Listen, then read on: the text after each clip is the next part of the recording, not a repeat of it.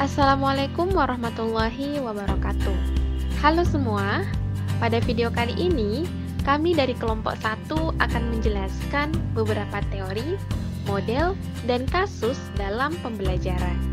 Adapun teori-teori belajar tersebut, yang pertama ada teori behavioristik.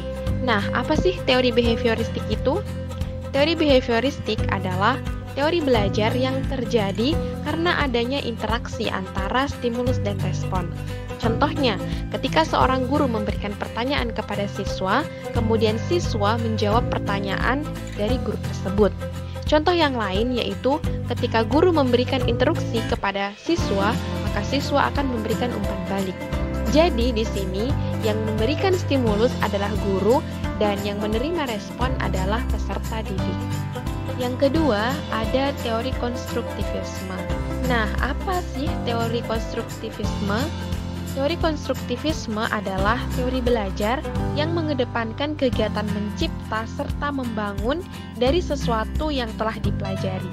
Jadi, pada teori ini, siswa diajak untuk membangun sendiri atau menciptakan sendiri dari apa yang telah siswa pelajari. Ya, kegiatan membangun bisa memacu peserta didik untuk selalu aktif, sehingga kecerdasan peserta didik bisa lebih meningkat. Adapun contohnya yaitu guru meminta siswa untuk bereksplorasi dengan media dan bahan ajar yang ada. Nah, diharapkan melalui kegiatan tersebut, siswa bisa lebih aktif lagi untuk menggali atau mencari tahu informasi yang ada pada media dan bahan ajar yang telah disediakan oleh guru. Yang ketiga, ada teori sosial kognitif. Nah, apa sih teori sosial kognitif itu? Teori sosial kognitif adalah teori belajar yang dalam proses pembelajarannya terjadi dalam sebuah lingkungan sosial, misalnya mengamati tingkah laku lingkungan sekitar. Dalam konteks pembelajarannya, contoh dari teori kognitif sosial yakni ketika guru memberikan tugas kepada siswa untuk mengamati bagaimana tingkah laku kedua orang tuanya di rumah. Misal, ayah dan ibu siswa tersebut rajin membersihkan rumah dan rajin menolong orang lain, sehingga anaknya atau siswa tersebut akan belajar melalui kedua orang tuanya. Otomatis, anak tersebut akan meniru bagaimana tingkah laku kedua orang tuanya. Selanjutnya, model-model pembelajaran yang terbentuk berdasarkan prinsip konstruktivisme. Yang pertama yaitu discovery learning. Discovery learning merupakan rangkaian kegiatan pembelajaran yang melibatkan secara maksimal seluruh kemampuan peserta didik untuk belajar mencari dan menyelidiki secara sistematis, kritis, dan logis. Yang kedua yaitu project based learning atau yang biasa dikenal dengan istilah PBL, yaitu model pembelajaran yang berpusat pada peserta didik dan memberikan pengalaman belajar bermakna bagi peserta didik. Dan yang ketiga yaitu inquiry learning. Model ini merupakan model yang kegiatan belajarnya menekankan pada pengembangan keterampilan penyelidikan dan kebiasaan berpikir untuk melanjutkan pencarian pengetahuan. Selanjutnya, materi yang ketiga yaitu studi kasus mengenai Tania yang berumur 7 tahun memiliki kemampuan dan keinginan rendah untuk sukses. Maka sebagai guru kita perlu melakukan beberapa tindakan untuk mengatasi masalah yang dihadapi siswa. Yang pertama, tinggi rendahnya motivasi siswa disebabkan oleh beberapa faktor, baik dari faktor lingkungan maupun faktor keluarga. Maka dari itu, tindakan yang harus dilakukan oleh guru yang pertama melakukan pendekatan secara personal dengan cara mencari tahu latar belakang siswa, mencari tahu apa yang disukai oleh siswa, serta mencari tahu minat siswa sehingga dengan adanya pendekatan yang dilakukan kita bisa mencari solusi yang tepat terhadap permasalahan yang dialami oleh siswa. Yang kedua, yaitu menciptakan suasana belajar yang menyenangkan.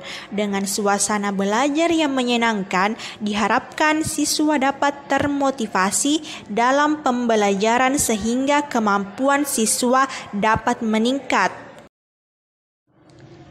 Yang ketiga, memberikan pujian atau reward kepada siswa.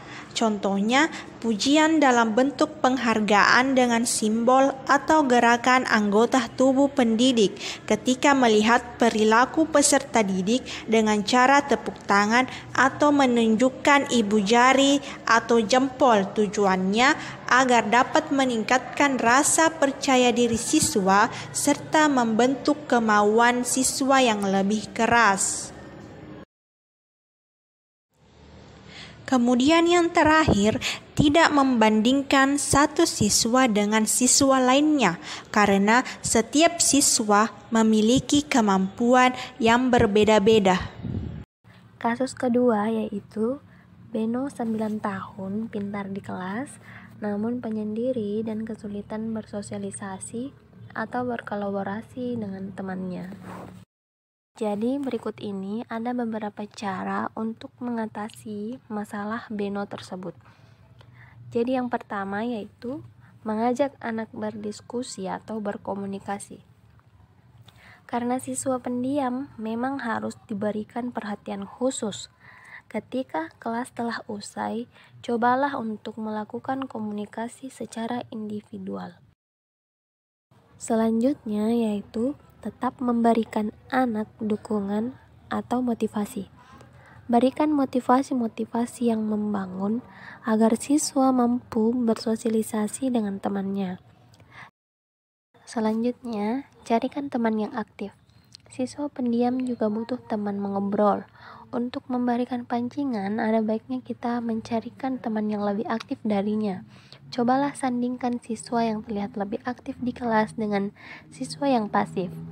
Jadikan mereka teman sebangku agar siswa ini bisa memberi semangat pada siswa pendiam untuk mulai terbuka. Siswa sebangku memiliki kedekatan emosional yang baik. Nah, selanjutnya berikan apresiasi. Siswa yang mendapatkan apresiasi dari guru akan memberikan efek positif bagi siswa tersebut.